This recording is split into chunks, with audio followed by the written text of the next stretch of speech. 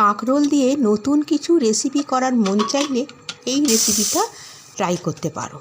দেখো, কাঁকরোল আমি ভালো করে পরিষ্কার করে ধুয়ে মাছ বরাবর কেটে একটু প্রেসারে সিদ্ধ করে নিলাম। আর মসুর ডাল আমি বেশ 2-3 ঘন্টা ভিজিয়ে রেখেছিলাম। এবারটা মিক্সিতে ভালো করে বেটে নিলাম। এবার তাতে একটা সিদ্ধ আলু, পেঁয়াজ, লঙ্কা, ধনেপাতা, স্বাদ মতো লবণ, একটু জিরের গুঁড়ো, একটা সর্ষের তেল দিয়ে ভালো করে মাখিয়ে একটা পুর রেডি করে নিলাম। এদিকে আমার কাঁকরোল সিদ্ধ হয়ে গেছে। ঠান্ডা হয়ে গেলে একটা চামচের সাহায্যে মাছ বরাবর সব বীজগুলো বার করে বাটির মতো করে নিলাম। এবার ওই বাটিতে পুরটা দিয়ে ভালো করে ফিল আপ করে দিতে হবে। দেখো, আমি যেমন করে করছি এমনি করেই করতে হবে।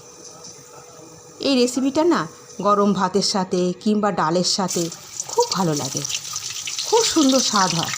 এবার কড়াইতে তেল গরম করে ভেজে নামালেই রেডি।